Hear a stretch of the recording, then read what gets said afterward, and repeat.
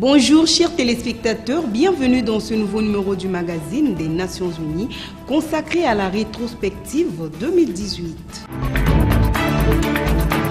Au cours de l'année 2018, chers téléspectateurs, le système des Nations Unies a accompagné le gouvernement dans la formulation de son plan national de développement articulé sur les objectifs de développement durable ODD. Parmi ces activités, le système des Nations Unies a entre autres œuvré dans l'assistance humanitaire des populations déplacées du pôle, la riposte contre la maladie à virus Ebola, le rapatriement des réfugiés centrafricains et rwandais, la consolidation du dialogue multisectoriel sur l'accès à l'eau, hygiène et assainissement. À présent, je vous propose de vivre ces moments forts. Afin de remédier aux dysfonctionnements potentiels et réels constatés et de contribuer efficacement à la lutte contre la maladie à virus Ebola et des autres maladies zoonotiques émergentes dans une approche une seule santé, le ministère de l'Agriculture, de l'Élevage et de la Pêche et d'autres ministères concernés par la santé humaine et animale, la FAO et l'OIE ont organisé du 2 au 3 octobre 2018 à Brazzaville un atelier de consultation sur la surveillance du virus Ebola chez les animaux avec l'appui de l'USAID. Les changements intervenus dans nos écosystèmes suite à l'action anthropique à des fins d'habitation, de chasse, d'exploitation forestière, de commerce d'animaux sauvages au siècle dernier ont considérablement modifié les dynamiques hôtes pathogènes, faisant ainsi tomber la barrière d'espèces. Face à la violence meurtrière de la maladie à virus Ebola, il est de notre devoir de sans cesse mener un plaidoyer à tous les niveaux en vue de mettre en valeur le principe salvateur de José Marti, selon lequel la véritable médecine n'est pas celle qui guérit, mais celle qui prévient.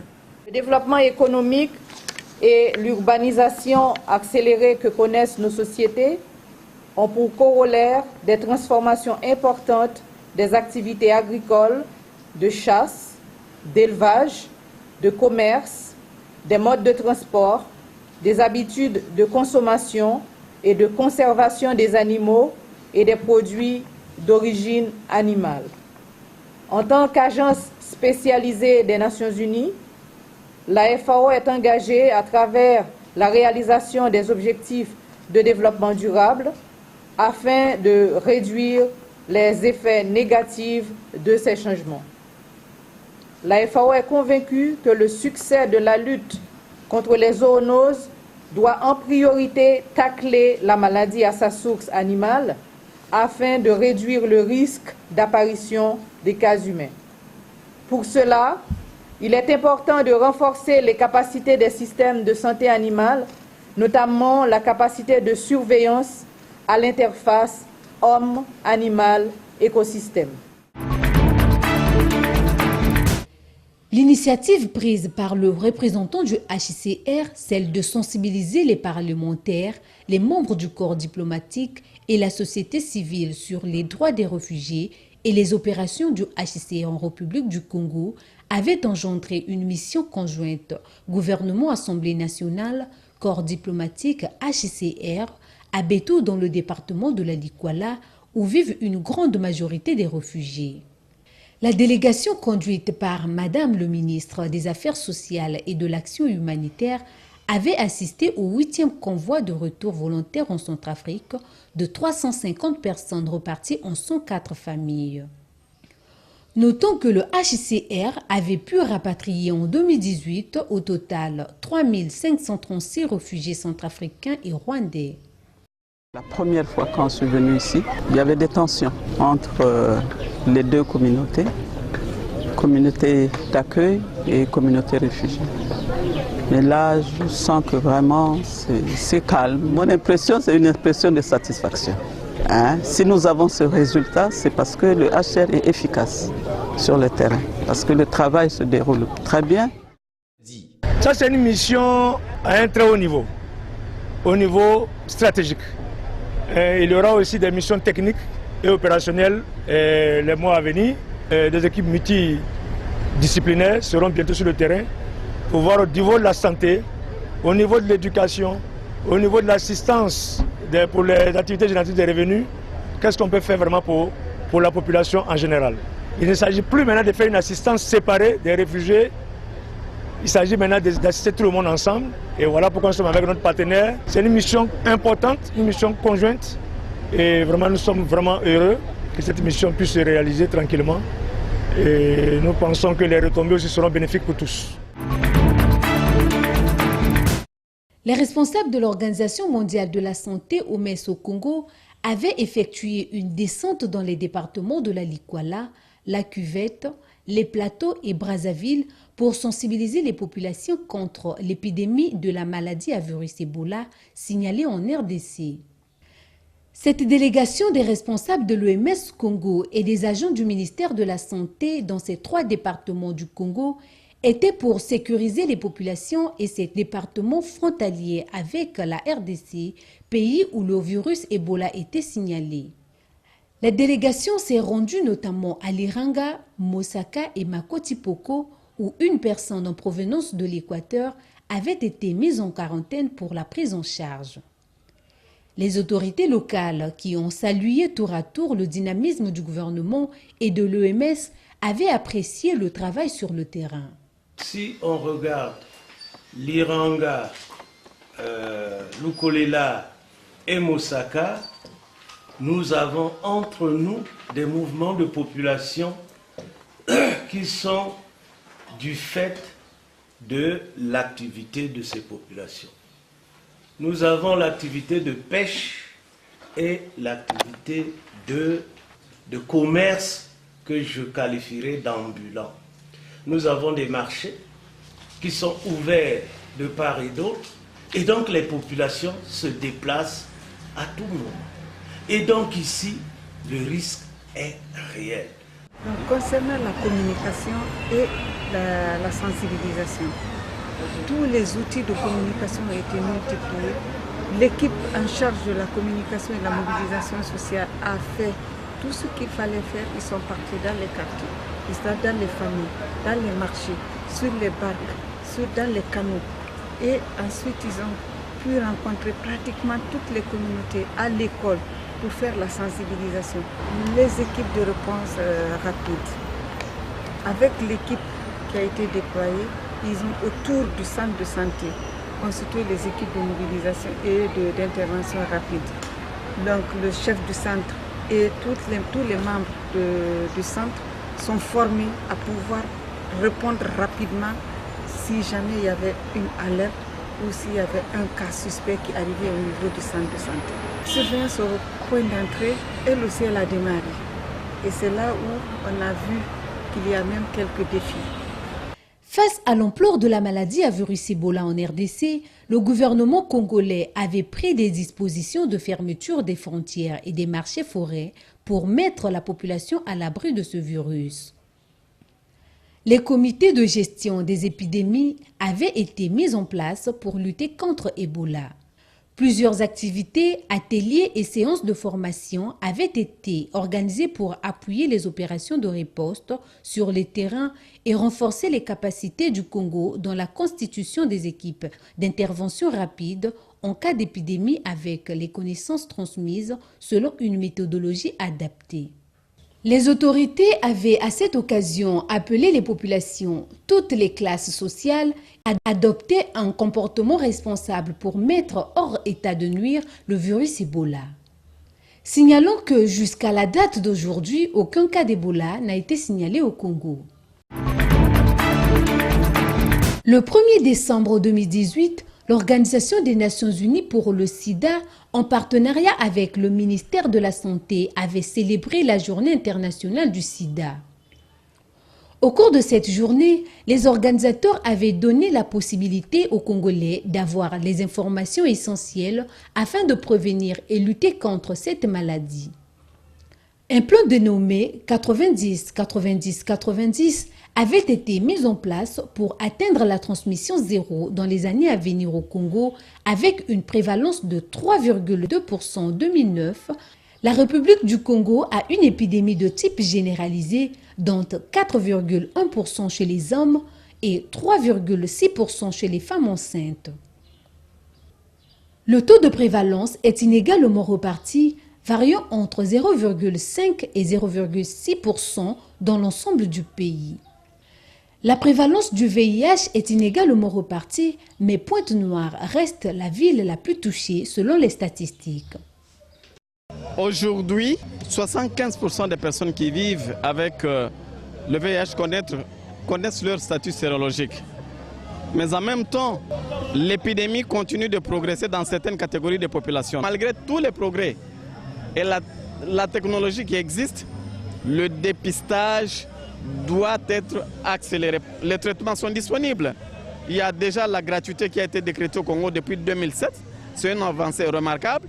Et s'il s'avère que vous êtes négatif, évidemment, on va continuer à vous donner des messages de prévention pour que vous puissiez continuer à vivre positivement. C'est pourquoi le message principal, c'est de connaître son statut sérologique.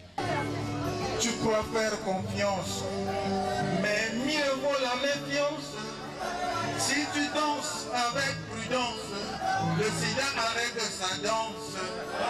Même pendant l'abstinence, le sida nous guette en permanence. Fidélité égale prudence, le condom une assurance. Le Programme alimentaire mondial PAM, avec l'aide de l'Union européenne, avait aussi apporté secours aux populations déplacées du Poul, résidant à Banzandunga et à Ngangalingolo. Plus de 1000 personnes reparties en 20 villages ont reçu les vivres du PAM financés à 500 000 €, soit 300 millions de francs CFA, montant qui avait permis la conception des cartes électroniques à travers la plateforme numérique Scope qui permet d'apporter une assistance rapide en contexte d'urgence et favorise la reprise de l'économie avec les boutiques partenaires. Cette aide de l'Union européenne était un nouvel appui en faveur des populations déplacées du pôle. C'était aussi une réponse au deuxième appel à la solidarité lancé en février 2018, après celle de novembre 2017 par le gouvernement congolais et les Nations Unies, afin de secourir 114 000 personnes affectées, y compris les populations hautes. Nous sommes très honorés que l'ensemble de la population soit sortie pour nous accueillir de cette façon. Merci beaucoup pour cela. Nous vous disons, nous sommes avec vous, nous pensons à vous, nous n'oublions pas le sort des populations du Poul et nous continuons de les aider. Ça nous fait soulager quand même. Ils reçoivent bien, ils nous reçoivent bien. Parce qu'il y a certains mamans qui se réveillent à 2h du matin, 1h du matin, pour venir avoir les places là. Quand vous venez, vous donnez votre talon, on vous sert, si vous avez 74 000 ou bien 80 000, on vous sert du coup, Ce projet du 11 mai 2018 s'inscrit dans la suite logique des interventions de la consolidation de la paix dans le département du Poul, exécutées par 3 agences du système des Nations Unies, le PNUD, l'UNFPA et le HCR. Des experts des Nations Unies ont analysé la faisabilité et la conformité aux normes internationales du désarmement, de démobilisation et de réintégration en cours de finalisation en République du Congo. Le but est d'accompagner le Congo dans le rétablissement de la paix dans ce département. Le résultat qui est attendu, nous pensons, c'est celui du dialogue communautaire au niveau de chaque district. Ils doivent se parler. La consolidation de la paix passe par là aussi. Les communautés doivent se parler. Et secondo, c'est le démarrage du processus d'EDR qui sera entamé dans les normes internationales. Et troisièmement aussi, je crois qu'il y aura les droits humains qui seront promus au niveau des acteurs étatiques et non étatiques pour consolider cette réconciliation.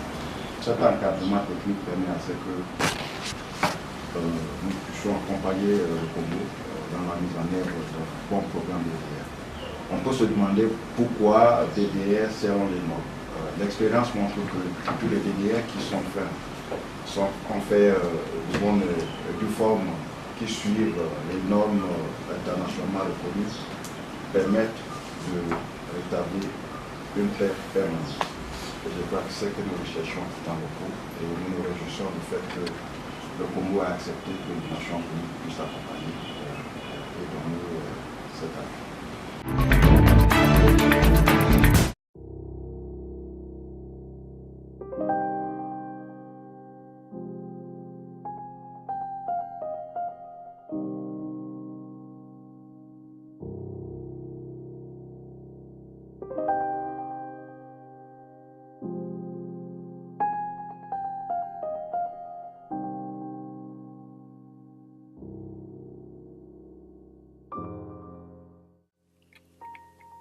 Les droits en santé sexuelle et reproductive, notamment l'accès à la planification familiale, les soins obstétricaux et néonatales d'urgence, la prévention des grossesses précoces et du VIH-Sida sont au centre de l'avenir des communautés. Le Fonds des Nations Unies pour la population appuie les séminaires. Dernièrement, c'était sur le bras intégral et ABOC, et aujourd'hui, c'est beaucoup plus sur l'éducation sexuelle. Ça va beaucoup en fait les aider pour qu'ils soient vraiment informés et qu'ils essaient de limiter les dégâts.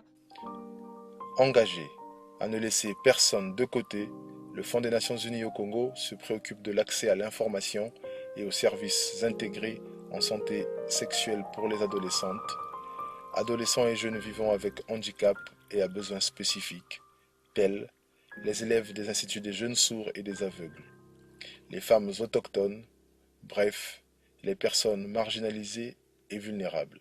Nous, élèves de l'Institut des jeunes sourds de Brazzaville, avons pris la résolution de s'abstenir à toute relation sexuelle avant le mariage.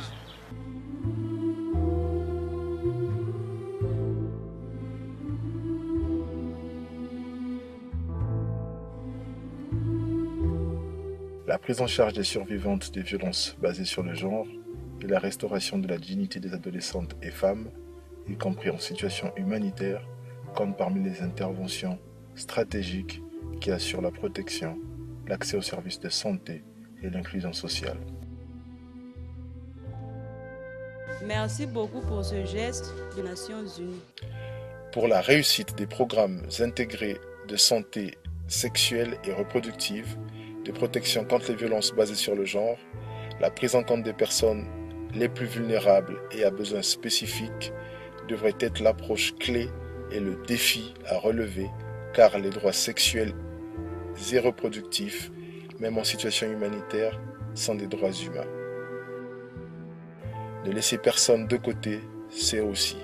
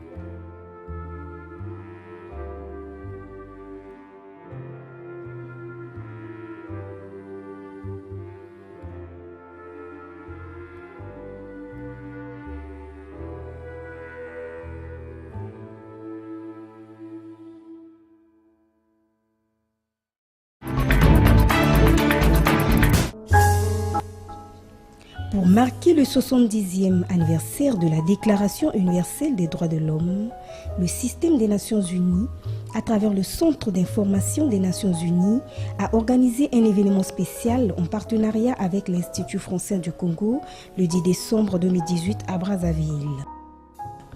3 allocutions ont été prononcées. Anthony Ouemeng Bouama, coordonnateur résident des Nations Unies, a livré le message du secrétaire général des Nations Unies. L'ambassadeur de France, Bertrand Cochery, a fait une évocation du rôle de René Cassin, éminent expert français, membre du comité de rédaction de la Déclaration universelle des droits de l'homme. Des prix ont été remis aux lauréats du concours de connaissances sur les droits de l'homme et les objectifs de développement durable ODD et ceux du concours de la meilleure rédaction sur les ODD et la réduction de l'exclusion. Ce concours, c'est un concours qui a été en ligne, qui consistait à répondre à différentes questions. Il fallait être bien outillé pour répondre à ces différentes questions. Nous sommes satisfaits et nous remercions les organisateurs, plus précisément les systèmes des Nations Unies au Congo, pour toutes ces dons qui viennent de nous être offerts. La dernière partie de l'événement a consisté en un spectacle son et lumière sur la Déclaration universelle des droits de l'homme. Des adolescents de différentes nationalités ont déclamé ces 30 articles dans leur langue d'origine. Articolo 3. Ogni individuo ha diritto alla vita, alla libertà e alla sicurezza della sua persona. Articolo 4. Nessuno potrà essere tenuto in schiavitù né in servitù. La schiavitù e la tratta degli schiavi sono proibiti in tutte le loro forme. Article 27. Toute personne a le droit de prendre part librement à la vie culturelle de la communauté, de jouir des arts et de participer au progrès scientifique et au bienfait qui en résulte. Cet atelier qui a réuni les membres du gouvernement et les responsables des agences du système des Nations Unies en novembre 2018 avait pour objectif de consolider le dialogue permanent entre les acteurs de l'eau, hygiène et assainissement afin de proposer les solutions concrètes avec un plan de financement réaliste.